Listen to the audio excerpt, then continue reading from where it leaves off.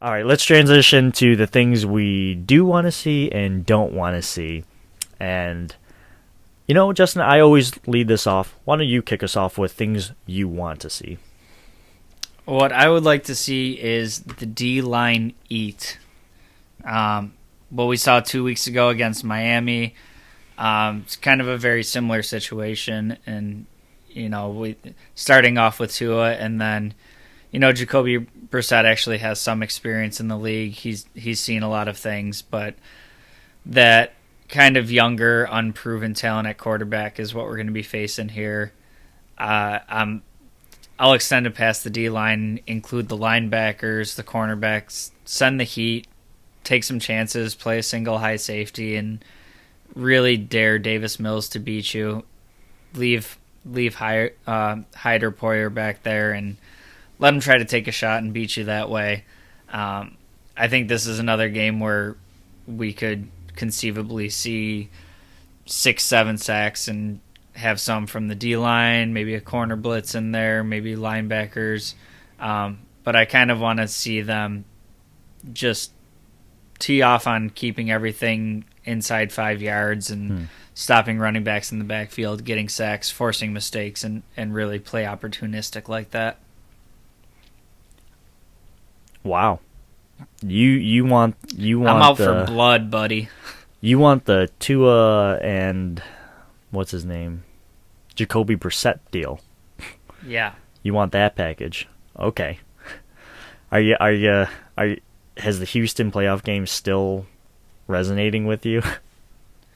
No, I just think it's the opportunity. I think Houston's gone through enough since they beat us in the playoffs.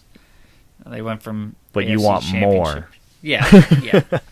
I want to see who's on the roster beyond Davis Mills to play quarterback. Oh wow. Okay, wow. All right, well, I'll tell you what I want to see, and I want to see McKenzie be good in the return game. Punting, punt returns, kick returns. He's shown good and some bad, again, that we mentioned earlier in this episode against the Washington football team. This inconsistency, that's not good for my heart. Or your hearts, or any of the hearts of the Bills Mafia. I don't want to go like, oh, what are you doing? Like, I just need him to be consistent one way or another. If he's consistently bad, fine. Then we know that we need to do something, and we have someone like Marquez Stevenson waiting in the wings. Not to say that might be a better option, but it's something maybe we could turn to. I just need to know, man. I want McKenzie to do well. The face of the franchise. He needs to be good. He can't have a face of the franchise be bad at what he does. It's unbelievable. So on your wavelength there, I'll sprinkle in a little bonus thing I want to see. If Stevenson is healthy and can be activated off the IR, I think this might be a fun game to maybe activate him and deactivate Breida for a game, something like that. And if it is a game where we can get maybe optimistically a 3-score lead, and you can sprinkle Stevenson in there on some return duties and see how he looks in live action. This is kind of where I was talking about. I don't rule out Stevenson making the roster by the end of the year, and I think it would be in the vein of McKenzie still struggling and wanting to see what he has. So maybe bring him up for a game if he's healthy, see what he's got. Yeah, and I mean, we don't know what's going to happen with Breida, right? I think he's been inactive for 2 straight weeks now, so who knows? Let's see the toy. Yeah. Let's transition to things we don't want to see, and I'll start here. I don't want to see a Knox regression. I got a taste of it. I want more because he's starting to show out and be more consistent, and he's building on that each game, including last year's playoffs. I'm pretty sure he's caught a touchdown in the last couple of games. I don't know. In general, he's contributing in a meaningful way, and if the Bills can have good tight end play consistently and fold that into our offense, forget it. Forget it. That would be Yeah.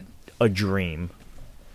Yeah, I think Knox is kind of going right along with the plan that I kind of wanted to see in the offseason is, like, with the way our offense runs, I'm not, I mean, I'd be glad to see it, but I'm not really interested in, if he has 150 yards and 3 touchdowns every week. What I wanted to see from him this year is making the most of the opportunities he's given, get the catches that are, 3rd and 4, and you can go to your tight end for a mismatch and him pull those down. Be an asset in the red zone, and I don't think it'll always be like gaudy numbers, but just go to prom again. Yeah, 4 catches for 50 yards and a touchdown. I'll take that every game of the season. Go to prom. And for what I don't want to see this week, and I've kind of mentioned it already a couple times, as I just don't want to see a team that feels like they're looking past their opponent. I don't think McDermott's culture really sets up to see that, but I don't want to see a team that kind of is looking towards the Kansas City game. That one's circled on the calendar. You see a team come out flat like that, and all of a sudden there's a turnover, a blown assignment, all of a sudden you're in a 14-0 hole, and you're chasing it the whole game. So I don't want to see them come out flat. I want to see them come out sharp and looking like they're really ready to go for this game.